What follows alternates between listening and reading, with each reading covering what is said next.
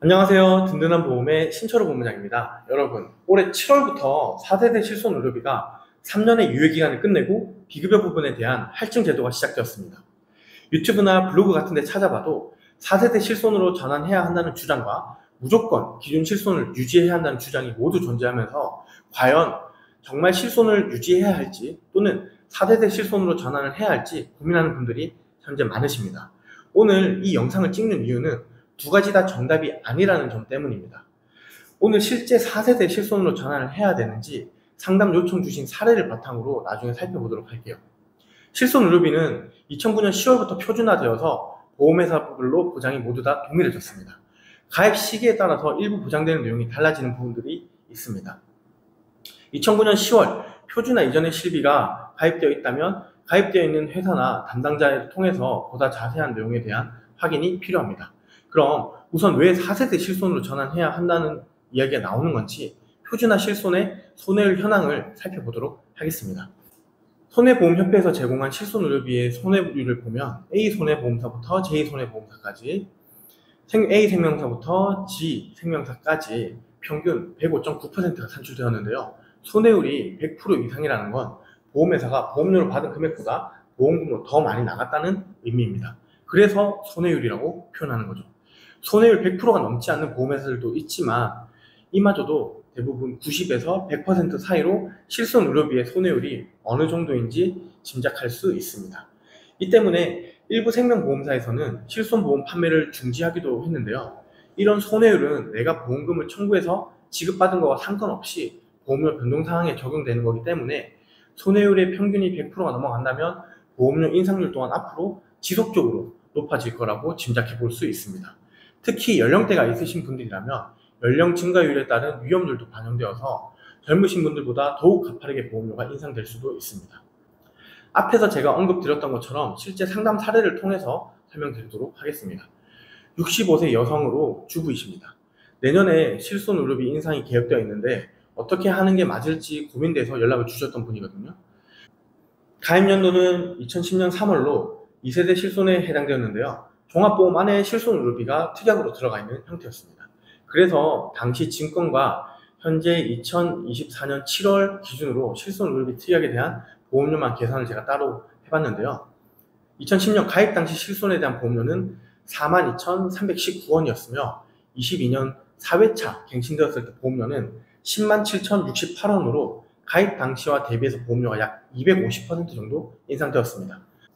반면에 2010년부터 보험을 유지하는 동안 실손의료비로 청구받은 금액은 178,783원이었는데요. 2, 3, 4회차 실손의료비 보험의 갱신이 계속되면서 그 부분에 대한 보험료는 알 수는 없지만 4회차 갱신 후에 보험료 납입한 금액만 계산해봤습니다. 22년 3월부터 현재까지 28개월 동안 납입한 보험료는 299만원 정도를 납입하셨는데요. 최근 납입한 보험료만 따져보더라도 보험금으로 수령한 것 대비 냈던 보험료가 훨씬 더 많다는 것을 알 수 있습니다.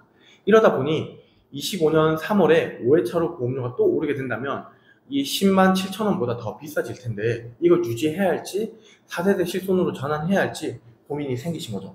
그래서 이럴 경우에 4세대 실손으로 전환했을 때 보험료가 얼마로 변동되는지 우선 비교를 해본 다음에 고려해보는 것이 좋습니다. 물론 보험이라는 게 만일의 사태를 위해서 드는 것이기 때문에 내가 납입했던 보험료만큼 무조건 다 돌려받을 수 있는 것은 아닙니다. 하지만 실손의료비의 경우 매년 혹은 3년에서 5년 주기로 갱신된다는 점, 그리고 내가 생각했던 금액을 정해진 기간만 납입하는 비갱신형 보험과 달리 예상치 못한 지출이 계속해서 늘어난다는 점에서 기존 실비를 유지하는 게 무조건 답은 아니라고 제가 말씀드리는 겁니다. 결국에 매달 납입하고 있는 보험료에 부담이 생기면 유지를 하는 확률이 떨어질 수밖에 없고요. 유지가 안 된다면 추후에 청구할 일이 생겨도 보장을 받을 수가 없기 때문입니다. 이 65세 여성분의 경우 가입했던 회사로 4세대 실손의료비를 전환하는 걸 산출해보면 월 48,651원으로 기존 실손보험료 대비 약 55%가 저렴해집니다. 달라지는 부분이라면 통원 한도가 25만원, 약제비는 별도 5만원에서 통원 25만원으로 통합이 되었으며 연간 100회 한도로 보장이 제한됩니다. 연간 100회 한도지만 1년 365일이기 때문에 3일에 한 번꼴로 1년 내내 병원을 통원하지 않는 이상 충분한 횟수라고 저는 생각합니다. 다음은 비급여 도수치료, MRI, 주사료는 기존 2세대 실손 의료비에서는 입원 통원 한도에 포함되었고 횟수에 제한이 없었지만 4세대 실손으로 전환하게 되면 특약으로 분리가 되기 때문에 도수치료는 연간 350만원, 50회 한도, 주사료는 연간 250만원, 50회 한도, MRI는 연간 300만원 한도가 생기게 됩니다. 또한 비급여 부분에서 연간 본인 부담금이 200만원을 초과하는 경우 기존 실비에서는 200만원을 초과하는 부분도 보상이 되지만 4세대 실비에서는 200만원을 초과하는 부분에 대해선 부담을 해야 하는 것으로 변경되었습니다. 그리고 1년간 비급여 부분 보험금 수령액에 따라서 할증 제도가 적용되는데요. 4세대 실손의 비급여 할증률은 보험금 100만원에서 150만원 미만은 100% 할증, 150만원에서 300만원 미만은 200%, 300만원 이상 수령 시에 300% 할증되며 산전 특례 대상 질환자 및 장기요양 등급 1, 2등급 판정자에 대한 의료비는 할증 대상에서 제외됩니다. 이전 영상에 제가 실손 의료비 300% 할증 피하는 방법도 이전에 찍어둔 게 있으니까 상단에 링크 참고하셔서 봐주시면 도움 되실 것 같습니다. 비급여 부분에 대한 연간 보험금 수령액이 100만원 미만이라면 비급여 부분에 대한 보험료는 할증되지 않고 유지되거나 오히려 할인되는 점 때문에 기존 실비 대비 장점도 있다고 볼 수 있습니다. 내가 받은 보험금과 상관없이 인상되었던 기존 실비와는 달리 4세대 실손에서는 비급여 보험금을 수령받은 금액에 따라 결정되기 때문에 보험료 인상률은 기존 실비 대비 적을 수 있는 거죠. 이외에도 4세대 실손 보험의 장점이라고 한다면 선천성 뇌질환인 Q00에서 Q04 코드 부분은 급여 부분을 보장해주고 난임, 불임, 인공수정, 여드름, 사마귀, 비만에 대해서도 급여 부분은 보장해준다는 점에서 기존 1, 3세대 실손 의료비와 차이를 보여주고 있습니다. 또한 1세대 실손의 경우 통원 10만원, 입원 3만원 한도로 되어 있다면 실손 전환 과정에서 보장 한도가 더 높아질 수 있다는 점도 장점입니다. 가장 큰 부분은 아무래도 저렴해진 보험료인데요. 1세대 실손은 약 70%, 2세대 실손 대비 약 50%, 3세대 실손 대비 10% 정도 더 저렴하게 준비가 가능합니다. 결국 4세대 실손 의료비 또한 무조건 좋다, 나쁘다는 게 아니라 각각의 장단점이 존재하는데요. 손해보험사협회의 공식 답변을 살펴보더라도 본인의 건강 상태와 향후 의료기관 예산 이용량, 재정 상황 등 종합적인 요인을 따져봐야 한다고 말하고 있습니다. 4세대 실손은 직전 1년간 정신질환에 대한 치료 이력이 있는 경우를 제외하고는 대부분 치료 이력에 상관없이 실손 전환이 가능한데요. 일부 회사에서는 이 문항조차 삭제하고 인수해주기도 하므로 가입한 보험회사별로 확인이 꼭 필요합니다. 본 광고는 광고 심의 기준을 준수하였으며 유효기간은 심의일로부터 1년입니다. 그럼 어떤 경우에 실손을 유지하는 게 유리할까요?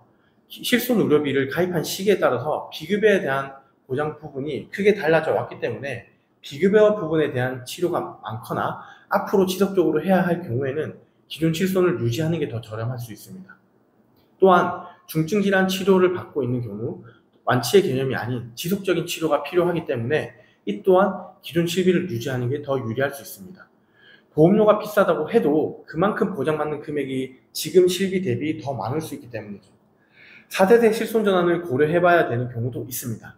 병원을 거의 안 가시거나 치료를 거의 받은 적이 없고 있더라도 간단한 통원 치료 등으로 보험금 수령이 많지 않은 경우, 그리고 향후 치료 계획들도 많이 없는 경우에 실손에서 최대 치료 돌려받기보다 보험료를 최소화하고 싶은 경우 4세대 실손 전환을 고려해 보시는 것이 더 유리할 수도 있습니다. 사실 저는 상담하다 보면 조금 답답한 부분이 생기는데요. 4세대로 실손 전환을 시키는 설계사를 무조건 손절하시고 기존 실손의 본인 부담금이 적다는 점에서 무조건 유지하는 게 좋다, 그것만이 정답이라는 말씀을 듣고 문의 주시는 경우가 많은데요. 실제로 매달 부담되는 보험료 때문에 상담 요청을 주시는 건데 기존 실비가 무조건 좋다는 인식 때문에 실제로 이러지도 못하고 저러지도 못하는 고객분들이 많으십니다. 매달 울며 겨자 먹기로 높은 보험료만 납입하고 있는 경우를 많이 봐서 그런 건데요. 오늘 영상을 통해서 누구에게나 적용될 수 있는 무조건적인 정답은 없다는 것을 저는 말씀드리고 싶었습니다. 상식적으로 생각해보면 본인 부담금이 적으면서 보험료는 높아지고 본인 부담금이 높으면서 보험료는 적어지는 트레이드오프의 관계에 있기 때문에 장점만을 취하면서 실손 의료비를 가져갈 수는 없습니다. 또한 실제 상담 시에는 대부분 보험금을 거의 청구해서 받은 적도 없고 간단한 통원 치료만 하고 계신 분들이 대다수다 보니까 높게 오르는 실손보험료 때문에 불만을 토로하는 경우가 많습니다. 각 세대의 실손료비의 장단점을 한번 잘 살펴보시고 당분간 더 유지하는 게 유리할지 또는 전환하는 게 더 유리할지에 대해서는 본인의 상황에 맞춰서 고려해 보셔야 합니다. 최종 정리를 하면 기존 실손을 무조건 유지하는 것도 4대대 실손으로 무조건 전환하는 것도 정답은 아닙니다. 각자의 재정 상황, 향후 치료 계획, 치료력들을 살펴보시고 결정해야 합니다. 향후 꾸준히 치료를 받아야 하거나 비급여 치료를 많이 하는 분이라면 당분간 기존 실손을 유지하는 게 유리하고요. 향후 치료 계획이 없으신 분이나 재정적인 부담으로 보험료 납입 유지가 힘드신 분이라면 4세대 실손 전환을 고려해 보시기를 추천드립니다. 그럼에도 결정이 어려우신 분들은 상단에 연락처로 연락을 주시거나 카카오톡에 든든한 보험을 검색하셔서 상담 문의 요청 주시면 성실하게 상담 드리도록 하겠습니다. 오늘의 영상이 또 도움이 되셨다면 구독과 좋아요, 알림 설정 한 번씩 꼭 부탁드리고요. 앞으로도 좋은 정보 꼭 얻어가시기를 부탁드리겠습니다. 감사합니다. 본 광고는 광고 심의 기준을 준수하였으며 유효기간은 심의일로부터 1년입니다.